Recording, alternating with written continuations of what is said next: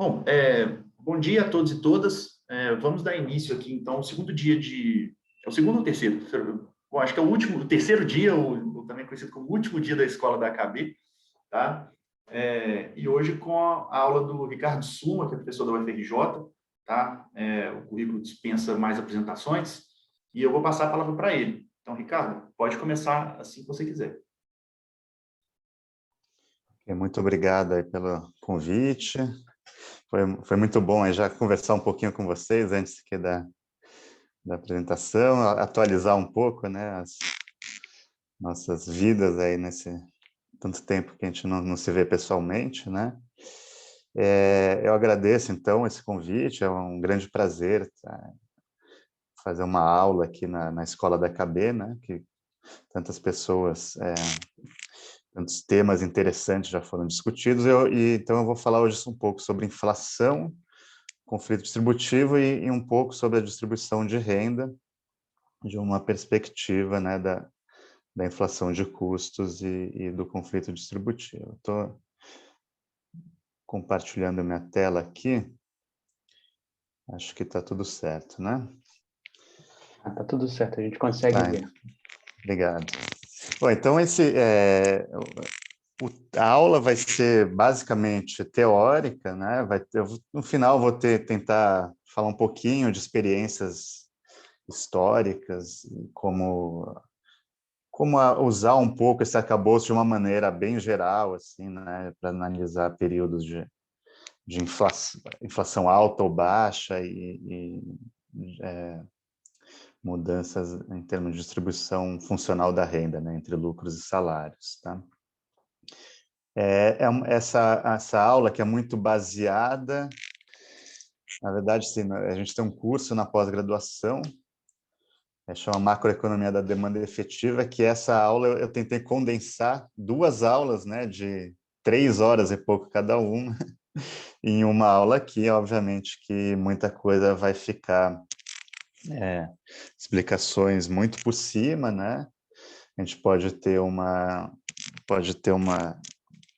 tirar algumas dúvidas depois, mas também tem os textos que eu não sei se dá para de repente passar depois. Eu fiz aqui na própria apresentação, eu deixei os textos que poderiam ser as mais recomendados e alguns mais complementares. Tá? Bom, sem demorar muito aqui, eu vou logo para o roteiro da aula, que é, primeiro, a introdução, né? O que seria a inflação de demanda e a inflação de custo, de maneira muito geral. Daí eu vou entrar um pouco mais nesses modelos, teorias e modelos de inflação de demanda, né? No qual a curva de Phillips tem um papel principal e principalmente a chamada curva de Phillips aceleracionista. Daí deixar claro quais são as hipóteses principais para a gente ter essa situação. Depois falar um pouco da outra visão, né, da inflação de custo e a curva de Phillips chama aumentada pelo conflito, né? Que a curva de Phillips aceleracionista é chamada de aumentada pelas expectativas, né?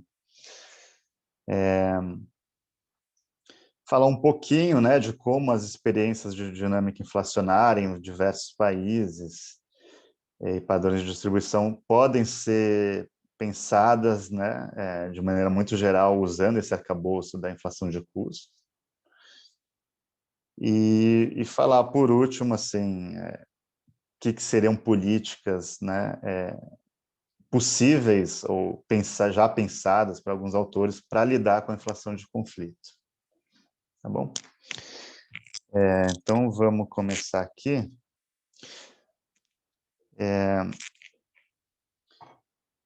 Basicamente, sim, essa introdução, né, tem 2 conceitos, né? O chamado inflação de demanda e a inflação de custos, né? A inflação de demanda é pensada, né, como o próprio Keynes denominava, né, a inflação verdadeira, né, o true inflation, é aquela inflação que ocorre quando a demanda, a demanda efetiva da economia, né, que seria o quê? A demanda, os gastos monetários, né,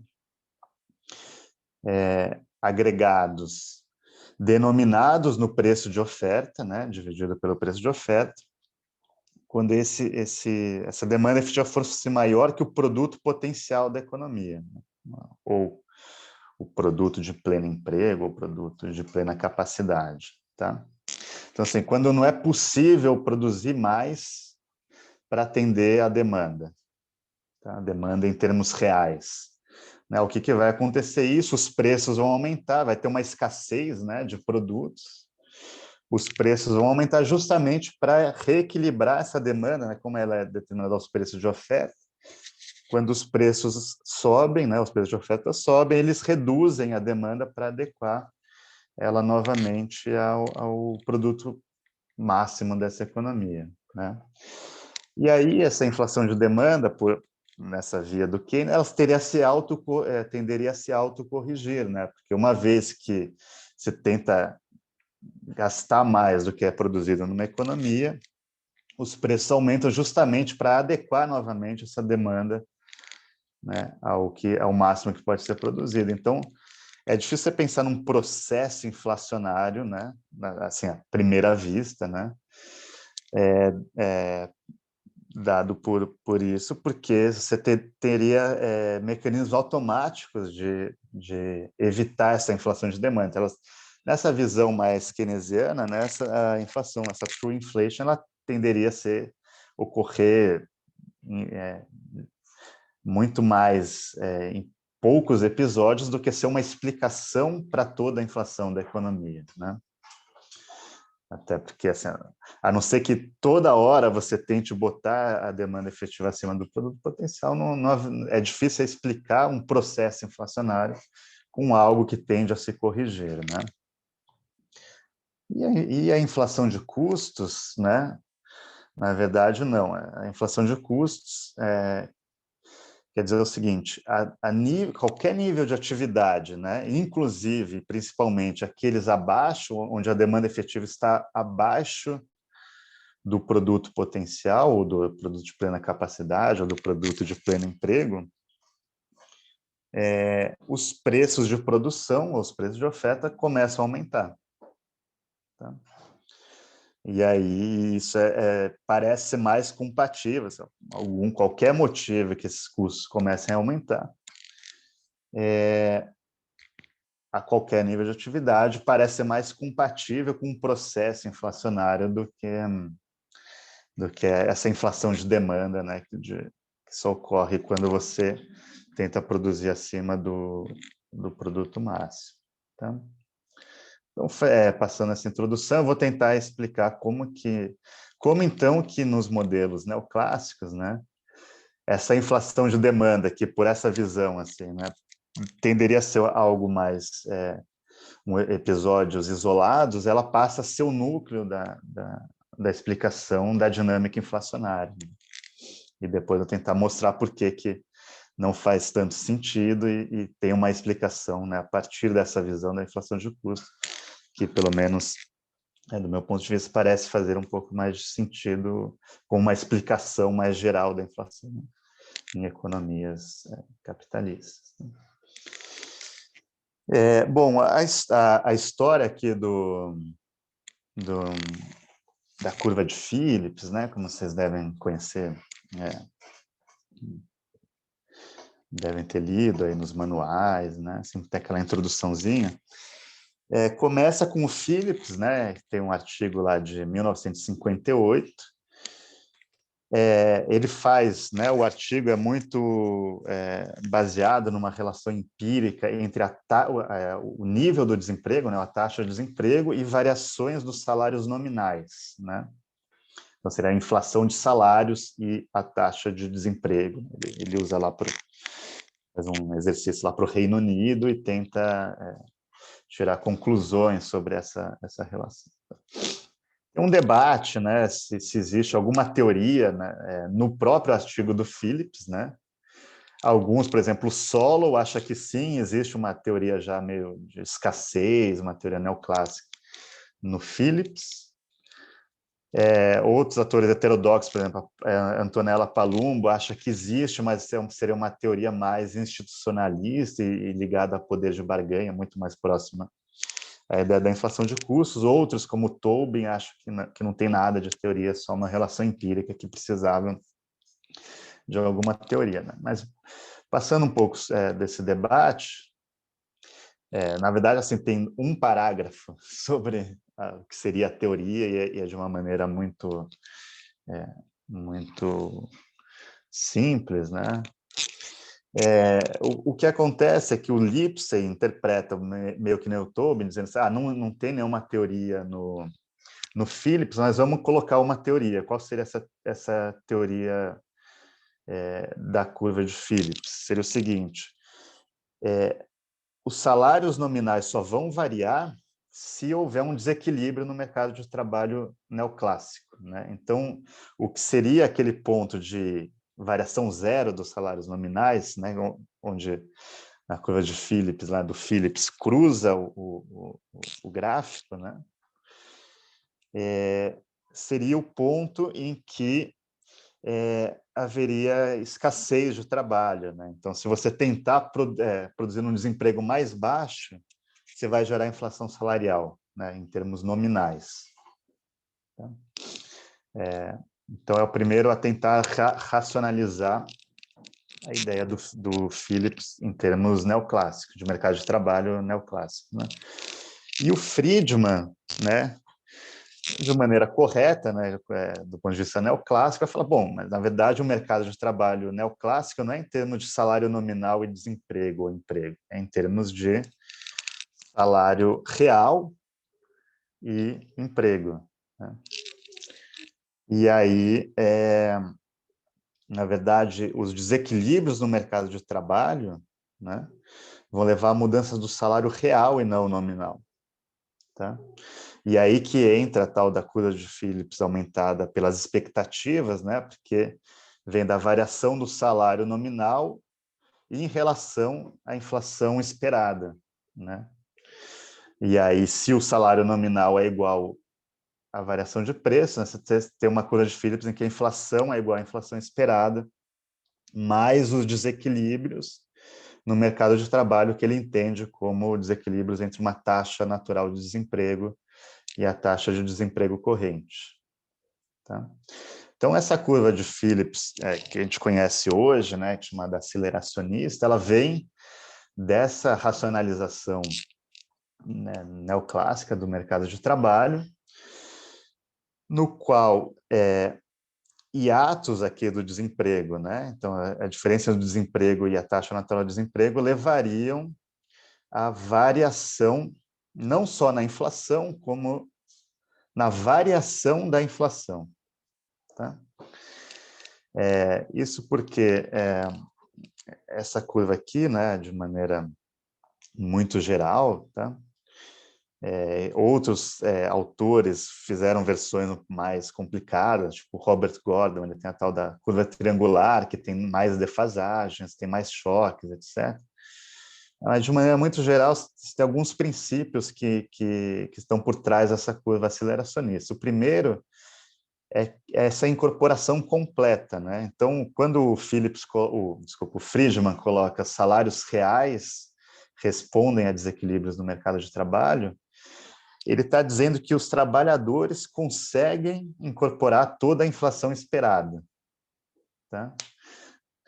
Aí, claro, tem aquela discussão, né, que tem a ilusão monetária, porque tem essas expectativas adaptativas, né? Então, o máximo que você consegue colocar é uma imperfeição nas expectativas, mas você não consegue enganar para sempre. Uma hora os trabalhadores vão acertar a inflação e o seu salário real, né, de fato, correspondendo ao mercado de trabalho. Então, essa hipótese aqui, né, que os trabalhadores incorporam completamente a inflação esperada nos seus salários, né, está por trás dessa coisa de Phillips aceleracionista. Tá? A segunda é que existe uma taxa natural de desemprego, né, determinada aí no mercado de trabalho, é o clássico. E a terceira é que os choques de oferta eles têm que ser aleatórios e com média zero no longo prazo, né? Então, porque se é uma curva de Phillips aceleracionista, o que isso quer dizer, né? quer dizer que choques permanentes, ou de demanda ou de oferta, mudam o patamar da inflação, né? Então, você está com uma inflação de 2%, né? E aí o Banco Central abaixa a taxa de juros, diminui a taxa de desemprego, né? Expande, a demanda agregada expande a economia, acima, né, da taxa natural de desemprego, do produto potencial. Isso tenderia a levar um aumento da inflação para 3%, por exemplo, né? E dado esse choque, mesmo que ele se dissipe, o Banco Central volte atrás e coloque os juros na taxa natural de juros, a inflação vai ficar em 3%. A inflação não vai voltar para 2%. Tá? Então, os choques de oferta, eles também, se eles não fossem aleatórios, eles também tenderiam a mudar o patamar de maneira permanente. Cada choque tenderia a ter efeitos permanentes na inflação, né? Mas daí existe mesmo o Robert Gordon, que coloca, né, nos modelos mais empíricos vários choques, né? Ele coloca que não, na verdade, os choques de oferta no longo prazo tendem a se anular e que, no final das contas, a inflação seria um fenômeno monetário, no sentido que vai ser sempre determinado por excesso de demanda ou falta de demanda em relação ao produto potencial. Tá? Então, essa seria, assim, muito rapidamente, nessa visão da curva de Phillips aceleracionista, que ela é baseada, primeiro, né, como a gente falou, na ideia de que tem um mercado de trabalho neoclássico e que a variação dos salários nominais ou reais corresponde a uma escassez no mercado de trabalho, e segundo, que todos os salários conseguem incorporar completamente a inflação esperada. Tá? Então, isso que está por trás, né, dessa curva de Phillips, que vem a ser aceleracionista, né? A partir do Friedman, e que é a base do modelo do novo consenso.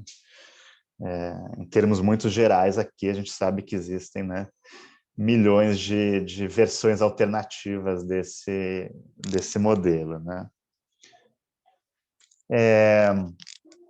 Só para, assim, não dizer que eu não falei dos últimos textos, né, dessa versão, né? Existe agora, ultimamente, né, a tal da curva de Phillips do Blanchard, num texto que ele publicou em 2016, que ele diz que agora a curva de Phillips está muito mais parecida com o velho Phillips do que o Friedman, Gordon, etc. Tá? E o próprio Gordon fala assim, talvez, né, o Blanchard tem um ponto, e o Gordon sempre foi a favor, né, desde os anos 70, a favor da curva aceleracionista, falar, talvez tenha mudado alguma coisa, né? Basicamente, o que é feito aqui no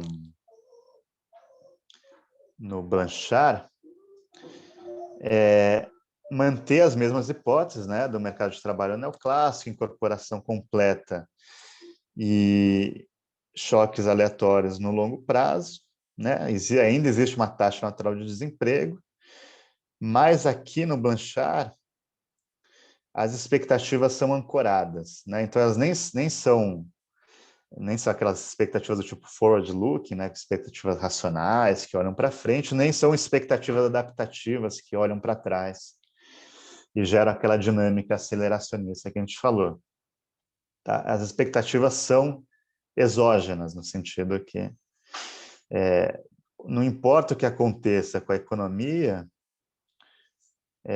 elas não vão mudar a princípio. Tá? E aí, substituindo tudo isso aqui naquela curva de Phillips que a gente colocou, você tem, então, que a inflação vai ser o nível da inflação, e não mais a variação da inflação, vai depender do hiato do desemprego. Né? Por isso que ele fala que se parece muito mais com uma curva de Phillips antiga, né? No qual você tem trade-off entre desemprego e inflação, de longo prazo. Mas aí ele vai falar, né? Vai daí que vem um pouco da malandragem do negócio, né? Ele fala assim, bom, por que ele faz isso? Na verdade, a inflação ficou muito baixa, né? E ela não desacelerou permanentemente. Vou falar um pouco disso na parte empírica. Mesmo após a crise, né, de 2008, nos Estados Unidos, que o desemprego ficou muito baixo, muito alto durante muito tempo, era para a inflação ir caindo, né, não parar de cair se fosse um modelo aceleracionista, né? Porém, o que aconteceu foi que a inflação ficou baixa, né, mas não caiu para sempre durante todo esse período em que o desemprego ficou muito alto. Então, o que o Blanchard vai fazer, vai falar, bom, para baixo, tudo bem, tá? As expectativas ficam ancoradas. Agora, se o Banco Central resolver explorar esse trade-off, né, começar, então, na verdade, diminuir o desemprego, aí os agentes vão aprender, vão novamente incorporar ou expectativas adaptativas ou expectativas para frente, e essa inflação volta, a curva de Phillips volta a ser desse tipo aceleracionista. Então tem pouco essa... E aí, obviamente, né, é muito bom, porque daí se empiricamente a inflação não acelera, né, com um desemprego baixo, você fala assim, não, as expectativas estão ancoradas, por isso que não aconteceu. Se a inflação acelera, então as expectativas estão desancoradas. Só que é difícil você medir expectativas, né? O teste da expectativa ancorada, ele tem um texto empírico lá do Blanchard. Ele, no fundo, não acaba fazendo nada sobre expectativas, e sim hipóteses sobre a inflação, dizendo que são as expectativas. Então, fica um pouco subjetivo, né? Você conseguir realmente saber se as expectativas estão ancoradas ou não, a menos que você imponha essa teoria na hora de ir para a parte empírica. Enfim, acho que eu falei demais sobre essa parte, vamos logo para os modelos de inflação de custo. Tá? Então, só para resumir aqui, a taxa natural de desemprego reflete uma escassez no mercado de trabalho neoclássico e variações dos salários, né, estão associadas a desequilíbrio nesse mercado neoclássico, relacionados à escassez de trabalho, tá? No sentido que as pessoas não querem trabalhar por aquele salário, né? E também, né, a incorporação total das expectativas nos salários, né? Mesmo que você possa colocar a introdução de imperfeições sobre as expectativas, né? O Friedman é um pouco isso, que é da ilusão monetária, o Blanchard também, né? É uma introdução, tipo, a economia claramente está fora do equilíbrio, mas os agentes estão ancorados em alguma coisa exógena. Em geral, ele fala pode ser a meta de inflação, né? Não importa que o Banco Central não esteja na taxa natural fazendo a política certa, os agentes acreditam que a meta vai ser cumprida e, portanto, não incorporam isso nas suas... Mas assim, esses dois pontos se mantêm em todos esses modelos, tá? Então, isso que explica, né, aquilo que eu falei, aquele paradoxo, né, que eu falei, como que um processo inflacionário se mantém permanentemente em termos de demanda. Não, porque um choque de demanda vai levar à inflação, essa inflação é incorporada nos salários, né, e leva a um novo patamar de inflação, que vai ter como se fosse uma inércia completa aí, mesmo que esse choque se dissipe, né? Essa inflação de demanda foi gerada, essa inflação, o processo inflacionário foi gerado por um choque de demanda e se mantém, né? Mesmo que você não tenha novos choques. Tá? Então, é dessa maneira que aquele paradoxo, né? Se um choque de demanda tenderia a se autocorrigir com a inflação, né, por conta da escassez.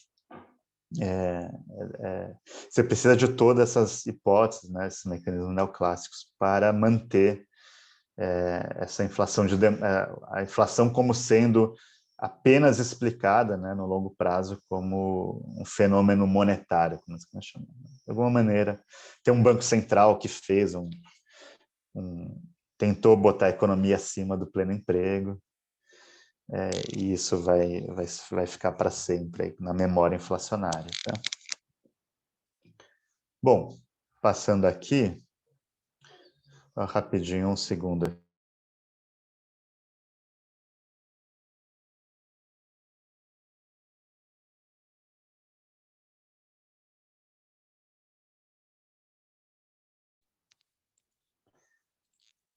O cachorro estava chorando aqui, estava difícil de dar aula. Enfim,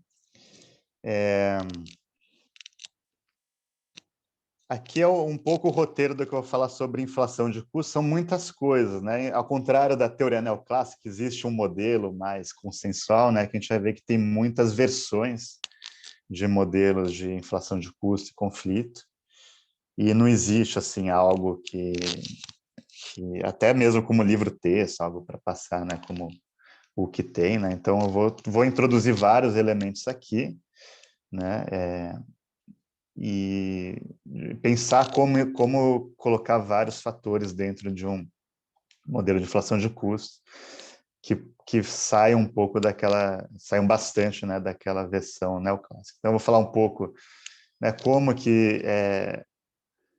que a gente liga preço e distribuição, né, para mostrar que a inflação não vai ser, muitas vezes pode não ser neutra em termos distributivos, né, porque conflito distributivo significa que vários setores da sociedade estão tentando, né, ganhar uma parcela maior do produto, né, em termos de suas remunerações. Então, né, depende como essa configuração vai acontecer, né, os salários ou os lucros podem ter um ganho maior sobre o produto em relação ao outro. Tá? Eu vou falar um pouco sobre a ideia de margens nominais e margens reais, né? Então, markup nominal e markup real, que muitas vezes, né, é pensar assim, bom, salários, tudo bem, os trabalhadores determinam, né, no modelo de conflito, mas isso não afetaria a margem que a empresa consegue colocar, tá? Então, mas isso seriam modelos com margens reais fixas e não margens nominais. Tá? Então, fazer um pouco essa distinção para a gente entender como introduzir tanto salários nominais como margens nominais no modelo de conflito. Aí fala um pouco sobre a determinação dos salários, né? Em uma visão em que não há escassez de trabalho, né? Ao contrário da visão neoclássica. Né? Falar um pouco sobre o que determinaria, então, essas margens nominais, né? Ou que garantiria, pelo menos, alguma concorrência para que elas não pudessem ser qualquer coisa. E, por fim, eu falar um pouco de economia aberta, com outros elementos, tipo preços administrados, etc., que também tendem a influenciar tanto a inflação quanto a distribuição. Tá? Então, assim, muito rapidamente, assim, né, vamos pensar assim, um modelo muito simples, né, agregado a um produto, né, que usa o próprio produto para produzir, né? Então, esse aqui é o PY, vamos dizer assim, é o PIB nominal da economia, né, se vocês quiserem. Esse PIB nominal, para ser produzido, ele utiliza, né, insumos que são esse mesmo produto, tá? Esse A seriam os insumos utilizados medido aos mesmos preços, né? Pode pensar como se fosse trigo, né? Essa maneira que o Ricardo gostava de fazer, né? Então, você vai ter uma taxa de lucro sobre os insumos, né? Vamos pensar que não tem capital fixo, só capital circulante, e o custo salarial, né? Que é o total de salários nominais pagos vezes o número de trabalhadores. Então, assim, se quiser fazer em trigo, né? O trigo, medido aos preços nominais, vai ser uma taxa de lucro sobre o trigo utilizado, né, a semente utilizada, né, produzir, mais o trabalho utilizado para plantar, os trabalhadores, os salários pagos, né? Se a gente dividir tudo por PY, né, pelo produto nominal da economia, a gente teria, então, que né, o 100% do produto, uma parcela, né, vai para os lucros e uma parcela vai para os salários, tá? E aí a gente consegue chegar nas variáveis distributivas, né, taxa de lucro e o salário real, tá? E essa taxa de lucro, ela dependeria, então, do nível de salário real, né? Que até então a gente não falou o que vai determinar, e da tecnologia da economia, que seria o quanto de insumos são necessários para produzir esse produto. Isso vai depender da tecnologia, da produtividade, do trabalho e dos salários reais, tá? Então, aqui, claramente, aquela ideia de que há uma relação inversa entre salário real e taxa de lucro, né? E mesmo a gente pode falar da parcela, né? A parcela salarial e a parcela de lucro na renda tem que somar 100%. Então, se uma parcela aumenta, a outra diminui, né?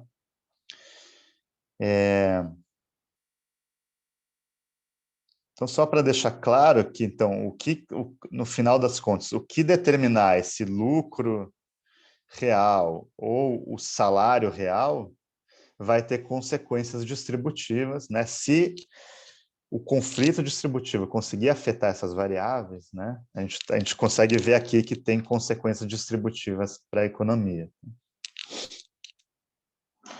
A gente ainda não falou o que pode determinar, mas só para dizer que pode afetar a distribuição.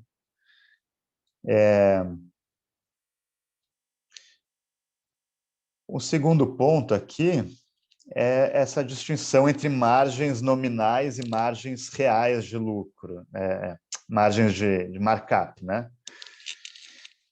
Você pode escrever os preços, né? Ou como uma margem real sobre os custos de reposição, eu já vou falar um pouco mais sobre isso, ou como uma margem nominal sobre os custos históricos, tá? E assim, leva um certo tempo entre você produzir, né, um produto e vender, tá? Então, em geral, no momento em que uma coisa está sendo produzida, né, está ocorrendo uma outra venda. Então, assim, algo que tem um fluxo contínuo, sei lá, não sei, alimentos, roupas, etc. Tá? Que não demora muito o período de produção, mas ainda assim leva algum tempo, né, de você produzir e o produto final ser vendido, né? Então, o custo histórico é assim, o custo que você pagou, né, o varejista pagou, vamos dizer assim,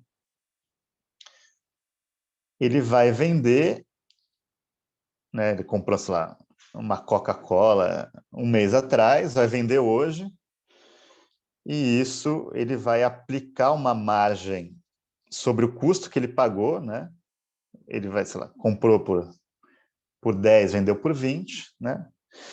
No final das contas, ele vai falar, bom, o meu preço pode ser decomposto entre o meu custo histórico e uma margem nominal, tá?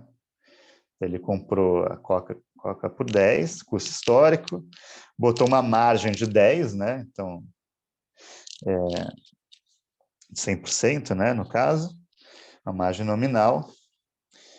Então, você pode decompor o preço que ele vendeu desse ponto de vista. A outra maneira é falar, bom, não, na verdade, um período, vamos dizer que um período de inflação de alimentos, não sei o quê, na verdade, ele comprou a 10, né, aquele produto e vendeu a 20, mas no momento que ele vendeu, né, o custo de reposição, né, daquilo não é mais 10, é 15. Tá? Não é o mesmo, assim, por mais que ele tenha comprado a um preço barato, se ele quiser vender amanhã, né, pelo custo histórico, ele vai ter que, né, ou ele vai perder a margem, né, ou ele vai ou ele vai ter que aumentar o preço, tá? Mas você pode também calcular esse mesmo preço hoje, né, como o preço vendido hoje 20, sobre o custo de reposição, que é 15, e, obviamente, a margem real, medida ao custo de reposição, cai, porque, né, se ele não reajustar esse preço, continuar vendendo ao mesmo preço, com um custo de reposição maior, né, a margem nominal, a mesma margem nominal, ele vai ter uma margem real menor, né, porque vai, como que se a inflação corroesse essa margem que ele tinha, tá, em termos reais. Não sei se ficou muito claro, eu também não vou ter tanto tempo, a gente pode deixar para discussão, né? Só para dizer que você pode medir dessas duas maneiras, né? Só para dizer que existe uma defasagem entre você produzir e vender, né? E essa defasagem pode levar a mudanças distributivas, dependendo de como tanto salários como as margens são reajustadas, né? Já avançando um pouco, tá? E aí o problema é que alguns modelos, né, heterodoxos, eles consideram margens reais dadas, ou seja, independente do que aconteça, as empresas sempre conseguem manter suas margens em termos reais, independente do que aconteça com os salários. E aí, obviamente, que a variação salarial só afeta a inflação, né? E não afeta o salário real. Tá? Então, os salários e os preços vão sempre subir em conjunto e as empresas nunca vão perder margem em termos reais, tá? Obviamente que isso aí fica um pouco estranho, né? Se fosse realmente assim o mundo real, porque daí você pensa, bom, então por que os trabalhadores pedem aumento salarial se eles sabem que no fundo, né, o aumento vai só levar ao aumento de preço e isso gera não tem nenhum efeito real. Então, os modelos de conflito, né, que assumem isso ficam tudo bem. Você pode até tentar justificar por que as empresas conseguem, mas é difícil dizer por que existiria um conflito permanente, né? Mas se você pensar que, na verdade, não, né? Na verdade, o que a concorrência regula é a margem nominal, né? Aí sim, variações, né, do aumento dos salários podem levar a uma mudança na margem real de lucro, justamente porque tem alguma defasagem entre aumentar o salário real e isso ser repassado para os preços, né? Isso consegue corroer um pouco a margem real, né? E estabelecer limites para a margem nominal. Talvez esteja muito confuso isso aqui. Só vou dizer que assim, o próprio Kalec, né, que sempre falou muito a favor da margem real, né, do grau de monopólio, etc., como algo meio dado pela concorrência, essa margem real garantida. Em 1971, já no final da vida dele, ele tem um texto que ele começa a falar, de fato, eu acho que o conflito distributivo, que chama luta de classe, pode levar a mudanças na distribuição e a corrosão na margem real, né, justamente porque talvez um poder de barganha muito alto, os salários cresçam muito e as empresas não consigam incorporar isso nas suas margens nominais. Elas consigam incorporar um pouco menos, né? Tipo assim, o salário passa de aumentar de 4 para 8 e a margem nominal não aumenta nessa mesma proporção. Tá? E aí os trabalhadores nesse processo conseguem aumentar a sua parcela salarial na renda. Né? O Kalec ainda é um começo é um esboço, né, nessa direção, né? Não está tão claro, mas ele fala, talvez seja possível. E ele morre logo em seguida, né? Não consegue desenvolver isso, mas outras pessoas tentaram seguir um pouco esse caminho e desenvolver modelos com margens nominais e salários nominais, no qual a distribuição acaba sendo o resultado desses vários o conflito e quanto você consegue de fato, impor os seus ganhos nos seus preços e etc., em termos nominais, tá? Variáveis distributivas. Aí, bom, os salários, né, nesses modelos, como a gente falou, eles têm que partir de uma ideia de que não tem escassez de trabalho, tá? Então, assim, a visão heterodoxa acha que a escassez de capital ocorre, em geral, antes de ter uma escassez de trabalho. Isso mesmo os economistas clássicos achavam isso, né? Então, bom, daí você vai falar, bom, se não há escassez de trabalho, né, numa teoria neoclássica, né, um desemprego estrutural, você está sempre fora do pleno emprego, né? E estando fora do pleno emprego, a variação não para nunca, né? O desequilíbrio, enquanto você não tiver em desequilíbrio, as variáveis no mercado de trabalho não param de mudar. Com desemprego estrutural, o salário real deveria cair para zero, né? No modelo neoclássico. Tá? Você está em desemprego estrutural, o salário cai, e isso não leva você de volta ao pleno emprego, né? Porque tem escassez de capital. Até o modelo de Lewis é um pouco isso. Então, os salários reais, no fim das contas, ele tem que ser explicado por outro fator, né, que não a escassez. Tá? E aí temos toda uma tradição clássica na economia política que achava que a economia operava com desemprego estrutural e que os salários dependem de fatores políticos, institucionais, né, e, no final das contas, no poder de barganha dos trabalhadores. Né? E óbvio que essas instituições, né, que a gente está falando, sindicatos, leis trabalhistas, salário mínimo, uma série de coisas, nessa perspectiva, eles não são imperfeições de mercado, né? E até tem modelos neoclássicos com sindicatos, com leis trabalhistas, que são vistos como imperfeições, né? Modelo de competição imperfeita no mercado de trabalho, mas sim uma parte positiva, né, da explicação da determinação salarial, porque se não fosse isso, né, com desemprego estrutural, você não teria como explicar aquele nível de salário real. Né?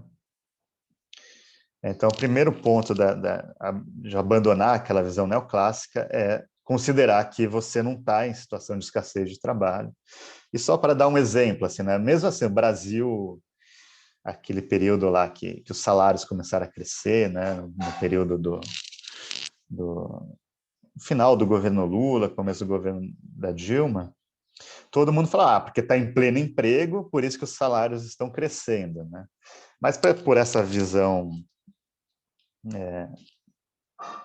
da inflação de custos, não. Mesmo tinha desemprego estrutural, tinha muita informalidade, etc., né? Seria possível ampliar mais gente, assim, incorporar mais gente no mercado de trabalho, não tinha falta absoluta de trabalhadores, mas os salários cresciam porque o poder de barganha dos trabalhadores estava mais forte, o salário mínimo crescia, tinha mais fiscalização trabalhista, os sindicatos tinham algum papel no governo, etc. Isso levava a aumentos de salários reais, mesmo sem uma escassez de trabalho. Tá?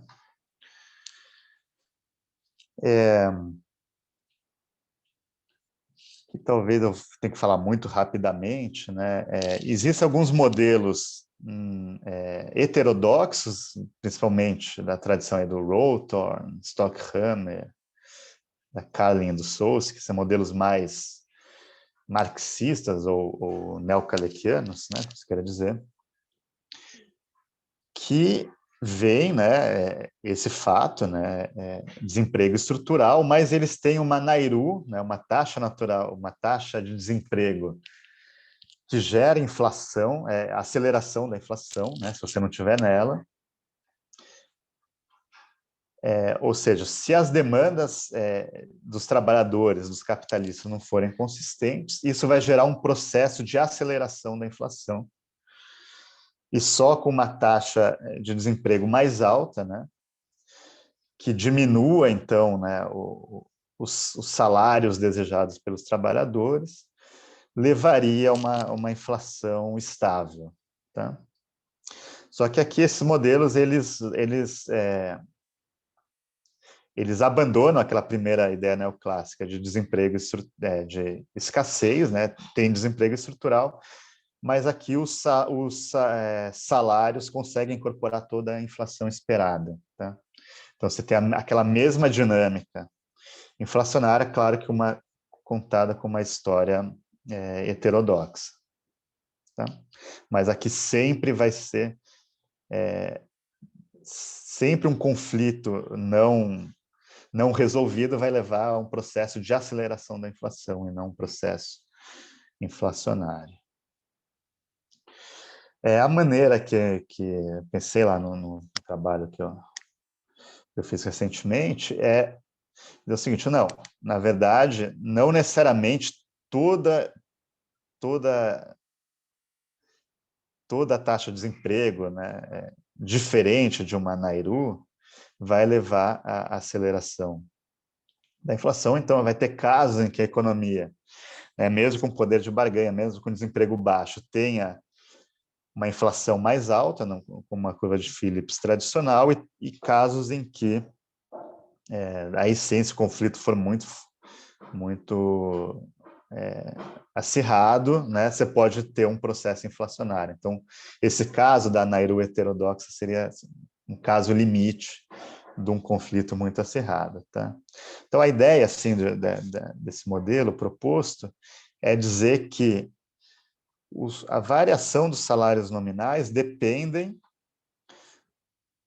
sim, os trabalhadores, né, como um todo, olham para a inflação esperada, né, que eles calculam, né, que eles gostariam de ter incorporado nos seus salários nominais, até um fator a mais, né, que pode depender, né, do nível de atividade. Se o desemprego está baixo, os trabalhadores estão com mais poder de barganha, eles querem incorporar mais, né, querem ter ganhos reais dos seus salários, né, ganhar mais do que a inflação esperada. Outros fatores que podem afetar isso. Porém, nada garante que os trabalhadores vão conseguir incorporar o que eles querem nos seus salários, né? Então, vai ter um parâmetro alfa aqui que vai dizer o quanto que os trabalhadores vão conseguir incorporar dos seus salários desejados sobre os salários nominais, tá? E isso, obviamente, vai depender do poder de barganha dos trabalhadores, né? Nem sempre você consegue tudo que você quer, né?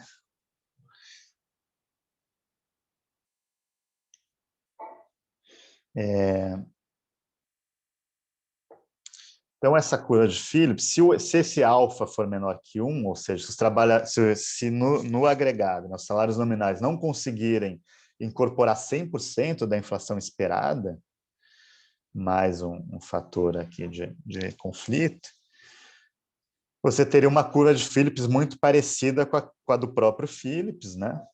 No qual tem um trade-off entre taxa de desemprego e inflação. Tá? Apenas no caso em que esse alfa fosse igual a 1, né, que foi o que a gente falou no modelo da Nairu heterodoxa, que todo salário esperado é incorporado mais um termo de conflito, aí você tem uma inflação aceleracionista para o conflito, a menos que você consiga, né, gerar um desemprego suficiente para que os trabalhadores não peçam aumentos salariais reais, tá? Que é que tem que fazer as contas aqui, mas vai depender desses parâmetros aqui, né, de conflito, tá? Não vou ter tempo de explicar todos os detalhes, tá? Vou passando mais rapidamente aqui. Quanto tempo mais vocês acham aqui? Mais uns 10, 15 minutos? Se você conseguir fechar em 10, eu acho que tá bom. 10 tá Aí bom? sobra Tá ali bom. uns 20, pouco mais para a discussão. Tá bom, vou tentar fazer mais 10, tá? Aí, bom, isso aqui é os salários nominais, né? Então, como a gente viu, os salários dependem do poder de barganha e os trabalhadores vão querer, né, tentar, ao fixar os salários nominais, tentar ter ganhos reais. E isso depende de uma série de fatores institucionais, políticos e da próprio nível de atividade da economia, da taxa de desemprego, tá? Só que a margem real, né, nesse modelo que a gente está pensando, não é dada, né? E sim o que regula, né, a concorrência entre os capitalistas seria a margem nominal, o markup nominal, que, segundo, né, alguns autores, né, a tradição do Sraffa, Pivetti, etc., eles acham que a taxa nominal tenderia, pelo menos, ter um piso determinado a margem nominal teria um piso determinado pela taxa nominal de juros determinado pelo Banco Central, mais algum spread, né, tá? Que dependeria ou de fatores setoriais ou riscos, etc., ou outras coisas que ultimamente tem ganhado mais espaço, explicações, né, de que esse spread entre os juros do Banco Central e as margens de lucro aumentaram, né, nos países desenvolvidos, que os juros caiu muito e as margens não baixaram tanto, né? Enfim, mas de qualquer maneira, né? Então, assim, o que vai, por um lado, os trabalhadores, né, têm suas instituições, etc., tentando garantir seus ganhos reais, né, para os salários, e por outros capitalistas, né, teriam as suas instituições, né, no caso, o Banco Central seria uma delas, tentando, pelo menos, fixar esse mínimo, né, de margens reais, né, ao variar as margens nominais. É a própria regra de Taylor, né, como vocês sabem, a ideia é que a taxa nominal de juros tem que subir mais que a inflação, né? Então, o Banco Central tem uma meta de juros real para atingir, né? Então, com isso, se você acredita, né, que essas margens nominais têm efeitos, essas taxas fixadas pelo Banco Central têm efeitos distributivos e afetam de alguma maneira, né, mesmo que seja como um piso, uma base, né, das taxas nominais, as margens nominais colocadas pelas empresas. E se o Banco Central reage mais do que a inflação, né, tentando manter juros reais que aumentem quando a inflação aumenta, isso dá pode introduzir isso em modelos de conflito, né, para tentar ver o que acontece, tá? Então, por um lado, são os trabalhadores fixando seus salários e uma política monetária tentando fixar, né, garantir minimamente as margens nominais, né, e a distribuição acaba aparecendo um pouco como resultado disso. Esse tem um texto que é baseado na dissertação do Guilherme Alusca, né, que depois eu fiz também com o Fernando Lara, que participou da banca, a gente ficou um texto de discussão mesmo, que a gente tenta fazer modelos desse tipo, né, em que você tem salários nominais, seguindo uma regra, né, de crescimento, uma taxa nominal dada de juros, né, que pode mudar exogenamente, não tem nenhuma regra de política, e preços administrados, né? Então, e ver quais são os impactos distributivos, né, de regras diferentes para salários, preços administrados e taxa de juros. Outra coisa que você pode incorporar são a economia aberta, né? Então, variações do câmbio nominal e da inflação importada em dólar, a inflação de commodities, dos produtos importados, podem afetar o nível de inflação no modelo de conflito, a não ser que você suponha que esses efeitos são neutros, né? E os modelos neoclássicos fazem isso, né? Colocando a PPP, a paridade de poder de compra. Né? Se você substituir isso aqui, né? Inflação importada mais variação dos salários nominais pela inflação, que é o que a PPP diz, você tenderia a tornar neutro isso aqui, né? Você eliminaria o setor externo da sua curva de Phillips, voltaria como se fosse uma economia aberta, né? Mas se a dinâmica da inflação em dólar, né, é exógena, dos produtos que você importa, né, vamos dizer assim, ou que você exporta, E a taxa de câmbio nominal é, de alguma maneira, uma variável de política econômica, de alguma maneira controlada ou administrada pelo Banco Central, você tem que esses efeitos, né, do câmbio tanto sobre a inflação e sobre a distribuição, né, aparecem de uma maneira muito mais clara. Tá? A não ser que você imponha essa neutralidade, que não é o caso, né? Se olhar, isso nunca bate, né, no médio prazo, a inflação importada, mas variação nominal. Né? Mesmo o pessoal ortodoxo não diz que a PPP no máximo vale num prazo muito mais longo, e talvez nem seja pelos mecanismos de transmissão que eles dizem, né? Mas você pode incorporar mais esses elementos de conflito com o setor externo, com o preço administrado, uma série de coisas que afetam tanto a inflação, né, quanto a distribuição. Vou passar aqui, então, essa curva de Phillips aumentada pelo conflito depende de todos esses elementos que eu falei, né, variação de salários nominais, margens de lucro, custo de insumos importados e preços monitorados, tá? Bom, eu acho que eu vou ficando um pouco sem tempo. Vou falar um pouco dessas experiências aqui, né?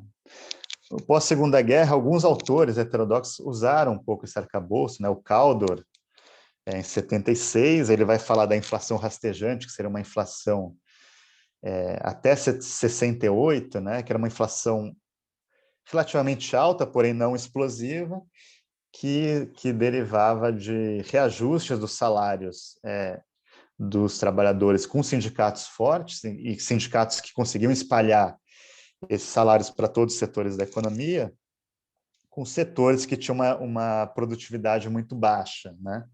Então, os sindicatos ligados a setores com produtividade mais alta conseguiam ganhos reais, está terminando o meu tempo, né? E repassavam para a economia. E aí, a partir de... Isso levava a uma inflação, porque o custo de produção aumentava em setores com produtividade mais baixa, né? Isso levava a uma explosão, isso acabou mudando o padrão para uma explosão salarial nos anos pós-68, né? Antes mesmo do choque do petróleo, os salários começaram a aumentar muito mais rapidamente, né? E já começou a ter uma inflação muito mais alta, né? Mais explosiva já no começo de 68, e os choques do petróleo, obviamente, reforçaram esse efeito. Né? Tem alguns autores, né? O Garanhani, que fala sobre isso, o Caldor também fala sobre isso, e usando um pouco essa perspectiva da inflação de custo. Silas Labine, né, também fala um pouco sobre isso. O Steindl, né, de alguma maneira, também, né, tentando refletir um pouco sobre esse período, né, como essa inflação levou a distribuição de renda primeiro, depois uma reação capitalista, via política econômica, né, políticas de estagnação, austeridade, para controlar esse processo, tá? Bom, não vou ter muito tempo de falar do caso brasileiro, né, nos anos, a gente chama de a breve era de ouro, mas foi um processo, essa experiência da Europa em 10 anos e com consequências muito mais drásticas que a gente está vivendo até hoje, né? Uma reação muito mais forte, digamos assim, para controlar essa inflação de conflito e tentar, com desemprego mais alto, mudar a lei trabalhista, etc., que acabou gerando até consequências muito piores, né, que a gente está vivendo até hoje, tá? Eu não vou ter tempo de falar um pouco sobre as políticas, de repente alguém faz essa pergunta e eu comento mais para o final. Eu deixei aqui a bibliografia recomendada, caso vocês consigam compartilhar aí com quem esteve aqui nessa sessão,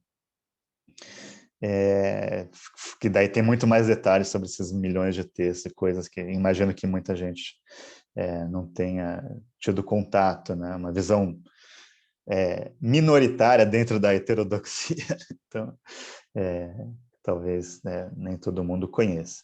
Tá bom? Então eu fico por aqui, agradeço, né, essa possibilidade e a gente continua o debate aí nas próximas rodadas.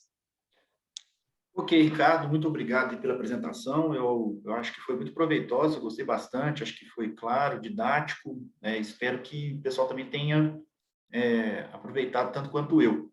Eu vou iniciar tentando estimular o debate aqui, tá, com uma questão, que é o seguinte, a sua apresentação, enfim, a questão discutida do conflito distributivo, né, e o impacto disso, ou como isso se espelha na inflação,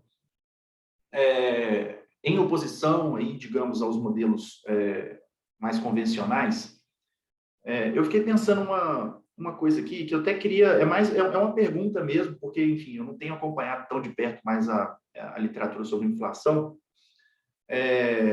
e aí eu queria saber o seguinte, enfim, quando a gente está falando de conflito distributivo, né, esses modelos todos têm inspiração em uma literatura de meados do século passado, onde a questão do conflito distributivo entre trabalho e capital era muito mais nítida, né, e se espelhava na barganha salarial vinda dos sindicatos, né, e também você teve, enfim, né, a partir aí também depois ali do rompimento, né, do acordo de Bretton Woods, você tem também um acerramento da competição internacional, então fica sempre aquele conflito entre o capital doméstico, o capital externo, quanto que ele pode ou não repassar isso de markup, e também o conflito interno do ponto de vista do capital e do trabalho, né? O quanto que o trabalho consegue repassar, ou seja, quanto que o trabalho consegue barganhar por maiores salários, enfim.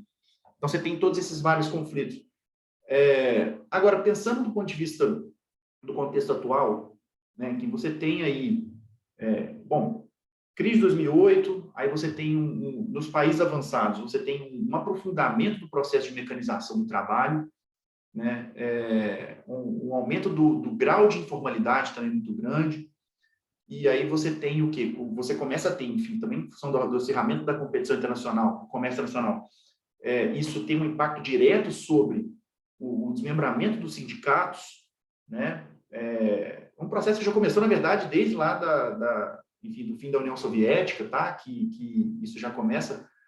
Podemos até ir um pouco mais para trás, tá? Com Thatcher e Reagan, e aí você tem o fim da União Soviética, você tem os sindicatos perdem muita força, né, nesse processo todo, perdem mais força ainda agora com o aprofundamento da mecanização do trabalho, e o trabalho perde muito poder de barganha nesse contexto, né, em que você tem um aumento do grau de informalização, queda da proteção trabalhista, né, tanto dentro das empresas, quanto também opções do trabalhador poder se proteger contra isso, que seria o estado de bem-estar social, né, ou seja, se ele tem um trabalho onde ele fica mais protegido no trabalho, porque a legislação está ficando mais frouxa, ele também acaba sofrendo maiores consequências disso, porque ele não pode sair desse trabalho. Então, a massa salarial tem sido comprimida muito fortemente nos últimos tempos, tem a ameaça da mecanização e que também tem chegado agora mais fortemente, principalmente impulsionado pela pandemia, nos países em desenvolvimento.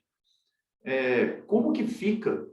Aí a minha questão se a inflação, né, pela sua exposição, ela é função de alguns fatores como o grau de markup, tá? Ou seja, a margem de lucro, a dinâmica, digamos assim, o aumento dos preços depende de quê? Do aumento do markup, por um lado, né, da margem de lucro, depende aí, digamos, da dinâmica do custo unitário do trabalho, né, que é o quê? Que aí é uma relação entre salário e produtividade, mas aqui no seu modelo a produtividade é a princípio constante.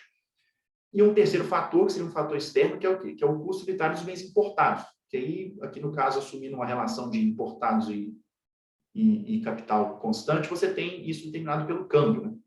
E preços externos. Então, você tem 3 fatores que determinam a inflação: markup, salários e inflação.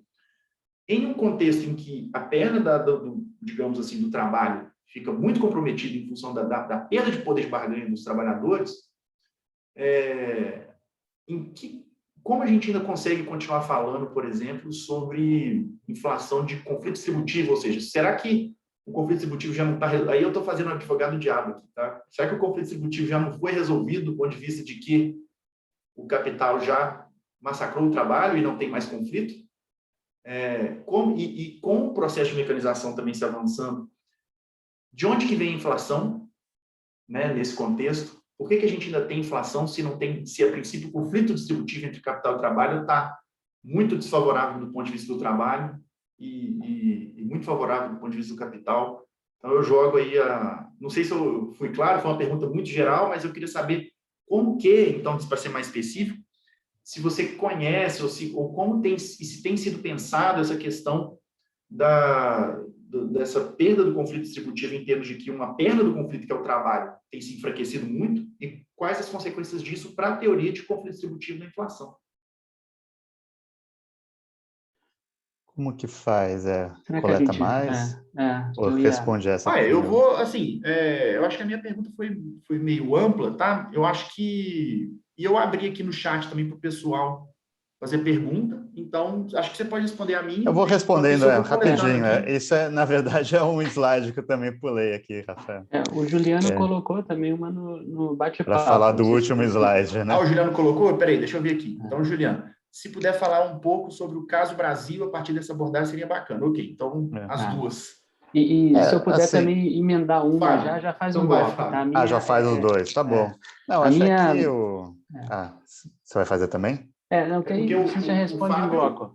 o glorioso Fábio não se inscreveu para a pergunta, tá? Ele tá Estou usando a ultrapassando prerrogativa. aí o regramento da mesa. Mas Mas pode você falar, já... Fábio. Não, eu só ia pedir,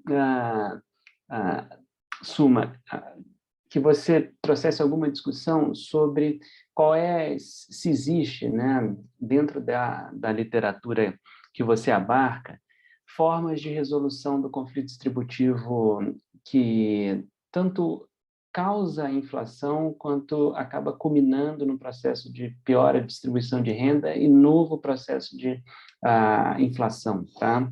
Então, se você trouxer Essa é um assim, quais pouco são do Juliano, né? A pergunta do quais Juliano. são as chances de Tá bom. resolução, se Eu já tem junto apontamento tudo sobre aqui. isso. Maravilha. A pergunta do Rafael, né? Se o conflito está resolvido, né? Na verdade, não está resolvido. Se um lado perdeu, vamos dizer assim, né? Um lado do conflito perdeu e não está conseguindo mais, perdeu muito poder de barganha. Todos esses fatores que você falou, né? O fato da China ter um trabalhador que antes eram salários muito baixos, né? Agora um pouco pela produtividade alta. O Reagan, Thatcher, que você falou, né? Que toda a política de destruição das leis trabalhistas e ataque aos sindicatos, né? Tem o caso mais tem o caso da greve dos controladores de voo, né? Dos Estados Unidos. Até tem um filme, né? Com o Charlie Sheen, não sei se já viram. E o pai dele, né? Na verdade, Wall Street. Tem um pouco a ver assim com um pouco desse contexto, né? É o cara de Wall Street, que é o Charlie Sheen, e o pai é ligado aos controladores, às empresas aéreas, etc., dos sindicatos, etc. A visão dos Estados Unidos antigo e o novo, e o Charlie Sheen ganha na fina. Bom, enfim, isso leva a uma... isso levou, né, todo tanto as questões políticas, quanto as mudanças, né, da entrada da China, etc. Obviamente, como você falou, um poder de barganha muito reduzido dos trabalhadores, né, que vai se refletir tanto numa inflação muito maior, né, que é o controle ali dos anos 80 para frente, né, nos Estados Unidos, Europa e etc. E também, né, se você olhar os gráficos de parcela salarial, né, uma tendência de queda, né, na parcela salarial da renda a partir aí de 90, etc., nesses países, né. E que tem levado também, inclusive, a períodos em que tem um crescimento mais forte, né, da economia, como foi Estados Unidos nos anos 90, ou até agora, né, pouco antes da pandemia, que o desemprego ficou muito baixo nos Estados Unidos, aí tem um debate se a economia estava muito aquecida ou não, mas nos anos 90 é mais claro que a economia estava aquecida, né? O próprio Greenspan falou, bom, os salários não estão aumentando porque os trabalhadores estão traumatizados, né? Eles têm medo de pedir salário, a empresa migrar para o México ou para a China, ou não ter mais sindicatos, tem uma série de coisas. Então, isso é como se falou, né? Não é que a inflação não é explicada pelo conflito, né? É a ausência da inflação que é explicada pela ausência do conflito mais forte dos salários, né? E isso tem impactos distributivos, no sentido que, a partir do momento que isso aconteceu, os salários começaram a perder espaço na parcela da renda, né? Muito brevemente, né? Isso é, inclusive, quem falou uma vez, que eu vi, foi o Mark Satterfield, né? Ele falou, as pessoas falam, não tem conflito, então não tem que usar modelo de conflito. Falei, não, justamente, né, nesse modelo aqui, bem simples, a gente só está dizendo que o A está baixo, né, e o C está baixo, entendeu? E a inflação depende desses fatores, né? Inclusive, tem todo um debate, por que tem inflação, né? Nos Estados Unidos, a inflação é mais ou menos 2%, às vezes muda um pouco, né? Então, tem textos mesmo dizendo que uma inflação de 2% seria igual a uma inflação zero, porque você tem alguns problemas na construção do índice do CPI, lá, do índice de preço, como é calculado, que ele não leva em conta efeito de substituição de produtos, de supermercado, um supermercado aumentou e o outro não, e também ganhos de qualidade, né? Então, serviços médicos melhoram a qualidade e aumentam o preço, né? Se você tinha uma consulta médica que agora tem muito mais equipamentos, diagnósticos e testes, etc. E continua lá como serviços médicos, né? Você não consegue incorporar os ganhos de qualidade. E eletrônicos também é a mesma coisa, né? Computador vai aparecer lá, mas... o carro, né? Agora o carro tem muito mais coisa, o carro elétrico, não sei o quê. Então, você não consegue repassar, você não consegue. Então, por esses efeitos, inflação 2% é zero, né? Porque você tem problemas em como você constrói o índice de preço, né? Então, assim, os Estados Unidos está com inflação zero, entendeu? Se você quiser pensar assim, com alguns desvios momentâneos, né? Daí o Fábio e o Juliano falaram, como resolver esse problema, né? Eu acho que eu não vou conseguir responder de maneira muito rápida, até porque eu não sei, mas eu vou dizer um pouco assim, problemas relacionados a isso, né? Que, em geral, assim, o que é feito, né? Como a gente está contando a história, já conhecendo o final. Aumenta o desemprego, disciplina os trabalhadores e pronto, resolve, entendeu? A inflação de conflito, né? Foi como aconteceu aí que a gente falou, nos países avançados, no Brasil recentemente, etc. Isso, no fim das contas, é uma política de renda disfarçada, entendeu? Porque você sabe que os salários, a parcela do salário na renda vai cair, vai ter uma série de problemas aí, distributivos, que parece só uma política macro de botar o desemprego no lugar certo, né? Vamos dizer assim. As alternativas, né? Obviamente, o Rafael falou, né? A produtividade, que no modelo está fixa, mas obviamente, né? Produtividade, tem várias questões aqui, né? Pode ter aumento de produtividade, mas o único problema que eu vou falar da produtividade é que ela não pode crescer muito, né? Vamos dizer assim, produtividade num país que está crescendo bem, vamos dizer que vai crescer o quê? 2%, 3% ao ano, e a inflação é um fenômeno nominal. Então, se a inflação passa de um certo patamar, né, você não consegue controlar mais ela com produtividade. A inflação vai para 10, 20, né, em termos nominais, fica difícil ter algum efeito da produtividade sobre ela, né, se o conflito começa a se acirrar muito. A taxa de câmbio nominal pode ser uma, mas obviamente, né, primeiro você tem que variar a taxa de câmbio para afetar a inflação, né, e segundo que pode gerar vários efeitos, aí, de competitividade, uma série de coisas, ou mesmo efeitos políticos, né, porque os setores de bens tradables, né, o que sofre a concorrência dos tradables, eles perdem margem quando você valoriza o câmbio. Então, é muito difícil também se controlar a inflação só com taxa de câmbio. O que foi pensado ou feito, né, políticas de renda. Aí tem um texto muito interessante do Abba Lerner, aqui de 77, que ele diz que ele compara a inflação com externalidade, como se fosse uma poluição, e propõe um esquema de venda de licenças de reajuste de salário das empresas, no mercado como se fosse um mercado de carbono, um mercado para reajustar salários acima da produtividade, né? E as empresas negociariam entre si para não ter problema de preços relativos. O AMMT, por exemplo, acha que ter um empregador de última instância controlando os salários resolveria, né, essa situação de conflito. Eu sou um pouco cético quanto a isso. Experiências, né, dos países nórdicos tentavam estabelecer um compromisso distributivo, né, uma mesa de negociação entre governo, trabalhadores e empresários para tentar ajustar os salários de acordo com a produtividade, né. É claro que isso depende de um compromisso distributivo. Se um dos lados não quer esse compromisso, fica complicado, né? Outras ideias, o Carlos Medeiros, né, professor da FRJ, tem um livro lá do IPEA, que eles chegam a uma conclusão assim, bom, você pode tentar fazer políticas de renda com preços monitorados e provisão de bens públicos que não levem a tanta pressão no salário, né? Então, o caso da China é um pouco isso, né? A China é um pouco de produtividade alta do trabalho com muito subsídio indireto, então transporte bom, energia, uma série de coisas que tiram um pouco a pressão, né, dos salários para resolver tudo de maneira privada, né? Acho que assim, muito complicada, né? A gente sabe assim, a solução adotada é ruim, e a gente não sabe se as outras funcionam tão bem. Tá? Mas acho que tem que tentar, melhor. Eu sou mais a favor de tentar uma série de coisas nesse kit aqui, né, de várias possibilidades, do que esse efeito disciplina nos trabalhos. Tem 1000 questões aqui que eu estou vendo.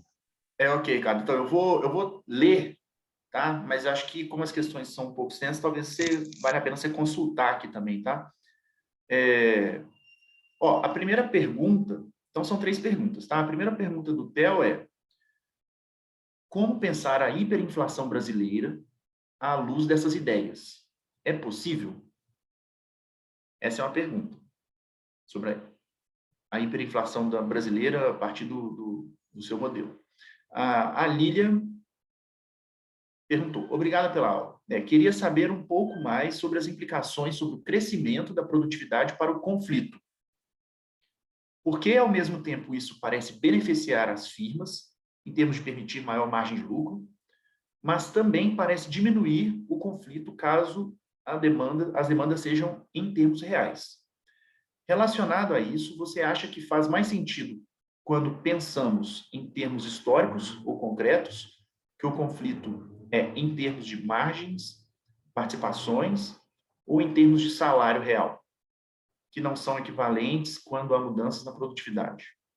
Essa é a segunda pergunta. E o Rômulo faz a terceira. Muito obrigado pela aula. Tem uma questão: qual o impacto da ausência de investimentos em infraestrutura na inflação de custo no Brasil? Há algum trabalho que buscou mensurar essa relação? Então, vamos fazer esse bloco aqui, tá? Tá. Então, Eu vou assim, começar... eu só queria dizer o seguinte, 10h24, tá? A gente pode passar um pouquinho, tá? Porém, não muito. Então, eu vou deixar essa rodada, tá? E depois a gente vê aqui como é que vai ser, tá bom? Tá. Sobre a hiper brasileira, né? Pegando aqui o modelo, né? O que a gente tinha?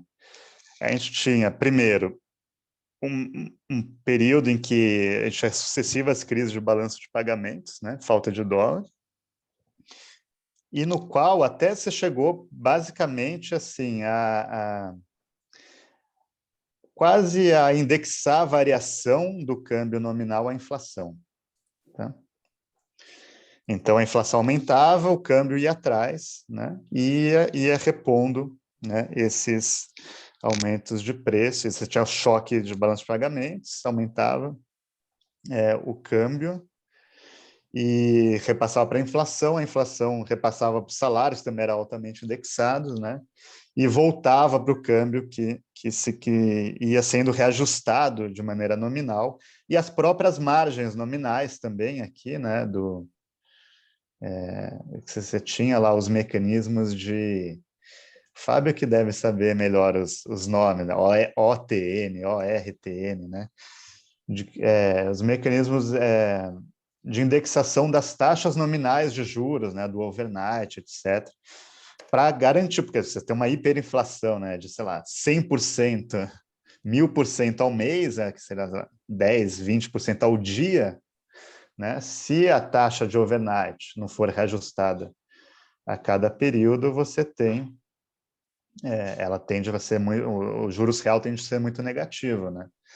Então, tudo isso, né, tava tudo indexado com vários choques, né? Pensa uma economia indexada e cada choque vai aumentando o patamar, cada choque de custo, e você tem sucessivos choques de custo por conta do balanço de pagamentos, que estava sempre com problemas. Tá? Então, acho que os textos, né, principalmente até os textos do pessoal da PUC-Rio, o Modiano, o Lara Rezende, esse pessoal, os primeiros modelos deles eram isso. Você olhar lá, tem um livrinho do Modiano que é isso, entendeu? É um modelo de inflação de custos, tudo indexado e um câmbio indexado e vários choques. E você chegava na hiperinflação. Segundo ponto da Lilian, né, sobre margens, então, a produtividade, ela pode ou não ser incorporada, né, nos salários, né, e nas margens também, né? Então, pode ser que pode ser que o aumento da produtividade se leve só a crescimento do salário real, sem ter pressão de custo, sem ter pressão sobre as margens reais. Pode ser que os salários reais não aumentem, né, com o aumento da produtividade, uma parcela, e daí tudo seja incorporado, né, na margem real, né, das empresas. E pode ser que uma parte seja que o salário real suba um pouco, até pelo efeito da margem não ter subido quanto a produtividade, né? Então, assim, é uma questão em aberto, depende muito do que acontece em termos históricos, como você colocou, né? Então, cada caso vai, quanto que os salários conseguem incorporar margens, quanto que incorporar produtividade, quanto que as margens conseguem incorporar produtividade, qual vai ser o efeito sobre o nível de preço, né, que vai determinar, em última instância, a distribuição. E daí, por isso que eu acho que o melhor é fazer em termos nominais, né? O conflito é determinado por variáveis nominais e produtividade também, claro, isso vai variar, né? Que é aquele gráfico aqui, porque aqui a gente considerou que a produtividade não mudava, mas a produtividade pode mudar e afetar a distribuição, né? E as variáveis aqui do modelo. Então, o conflito é determinado por variáveis nominais que têm efeitos.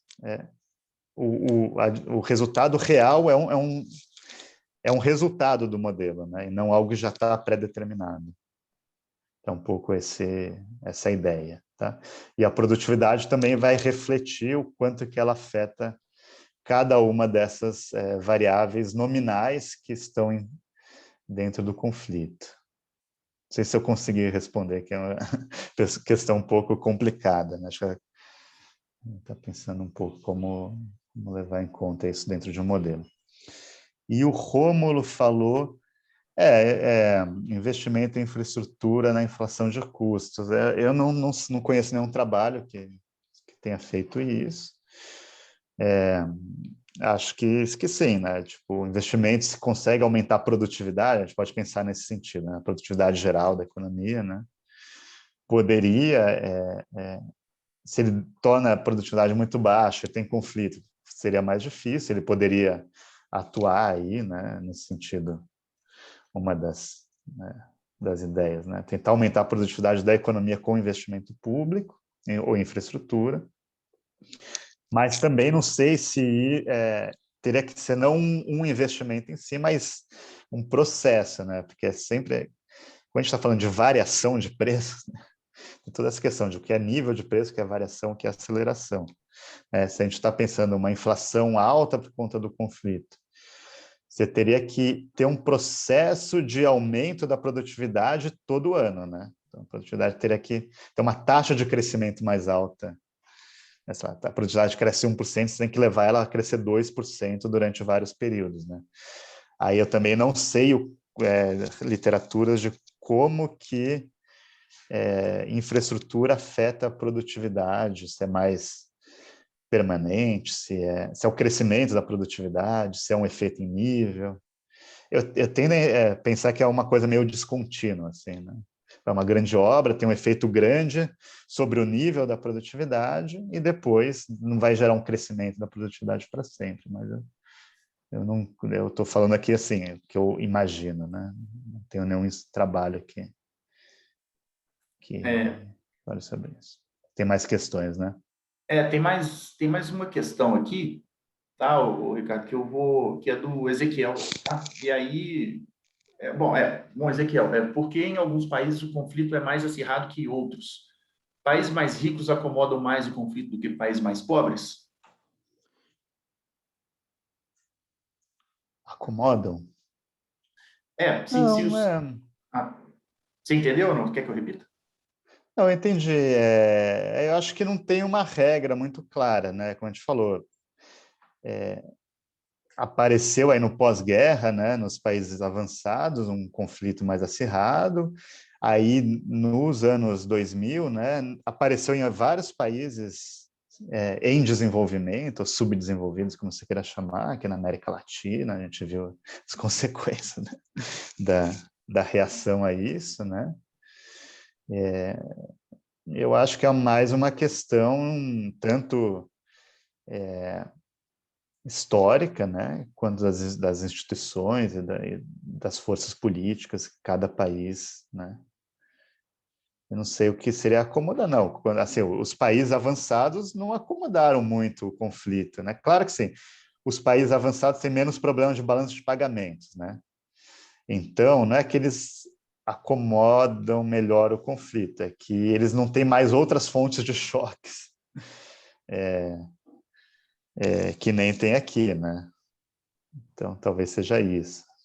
Tem menos fontes de choques que levariam esse conflito a patamares de crescimento nominais cada vez maiores aqui, né, nos países com problemas de balanço de pagamentos, e lá menos, mas não conseguiram acomodar tão fácil assim, só com os anos 80, aí, com todas as políticas de austeridade.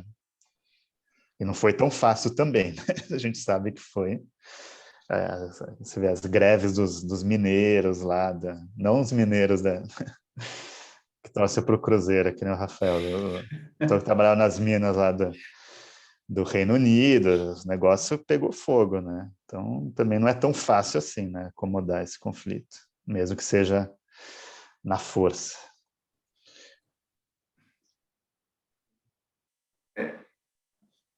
Essa...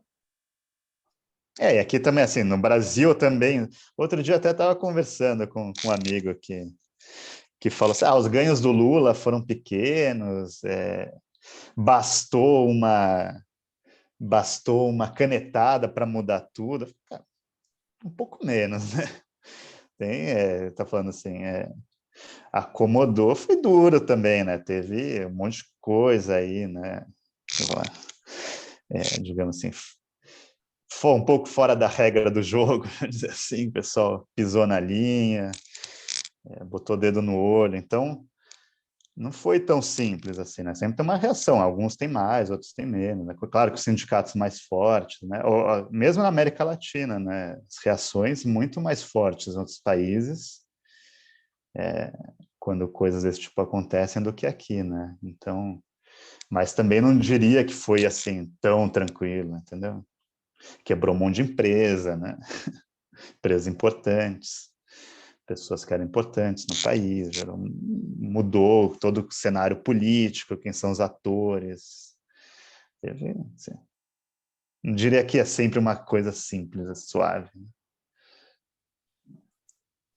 É isso, basicamente, são conflitos tributivos nos países avançados, talvez seja um pouco menos acentuado porque você tinha uma rede de proteção social muito maior, de welfare state, né, com provisão de serviços públicos e outras garantias também, né? Agora, óbvio que à medida que você vai corroendo essas redes de proteção, você vai gerando consequências muito graves, principalmente para o lado mais fraco, né, que é o lado que não tem opção de saída, né? E eu queria só fazer um comentário rápido sobre a questão da infraestrutura, porque, enfim, né, como essa talvez a minha principal área de pesquisa de militância no momento, você tem uma literatura muito longa sobre o impacto da infraestrutura sobre a produtividade, né, principalmente no sentido de que ela aumenta a produtividade marginal aí dos demais fatores de produção, né, capital e trabalho. Tá? Então, você tem um efeito, sim, de infraestrutura sobre produtividade, que é heterogêneo, dependendo do tipo de investimento. Agora, você tem também um efeito que é muito pouco falado, que é o da infraestrutura sobre a distribuição de renda, tá? Que não necessariamente ou seja, o aumento a provisão de infraestrutura não necessariamente reduz a desigualdade de renda, tá? Ela pode, inclusive, acirrar esses conflitos, porque a decisão de investimento em estrutura ela é essencialmente regional também, certo? Ou seja, você pode investir em um lugar que você pode aumentar a desigualdade regional e a desigualdade de renda também, dependendo do tipo de investimento. Não vou entrar nesse debate aqui agora, porque ele é longo, tá? Mas a provisão de infraestrutura, se ela pode ter um efeito positivo sobre a produtividade, e assim, efeito na inflação de controlar a inflação, ela pode ter efeitos adversos também via distribuição, tá? Bom, eu acho que, nada adiantado da hora, acho que a gente podia encerrar agora, tá? Acho que temos compromisso agora, Fábio, às 11? Como é que é? Ou não? Você quer fazer uma... Isso, temos agora às 11, tá? Vou enviar o lembrete gentil a todas e todos em poucos minutinhos, e agradeço super a Ricardo pela excelente aula, impressionado com a quantidade de referências e debates que você trouxe, Ricardo. Muito obrigado, viu? Foi super bacana mesmo. Obrigado, gente, pela oportunidade, né? Como eu falei, eram 2 aulas de 6 horas, no total umas 6 horas, né? Que eu tentei condensar, que ainda trazer alguma coisa mais empírica, né? Obviamente que você acaba, acho que muitas questões ficam aí em aberto, mas sempre, assim, quem quiser, assim, seguir um pouco, pelo menos algumas dessas ideias, né? Tem uma série de textos, já tem uma série de pesquisas, né, sendo feitas, né, tanto empíricas quanto teóricas. E aí dá uma ideia de como se introduzir cada um desses elementos, etc. Né? A ideia é sempre tentar aplicar isso a países, a experiências, né, para ter uma coisa mais importante para o mundo real. Né? Tá bom, gente, muito obrigado, tá? Obrigado, Ricardo. Obrigado a todo mundo aí, pessoal. Abraço. Tchau, tchau. Um abraço. Pode encerrar a gravação, Rafael. Obrigado.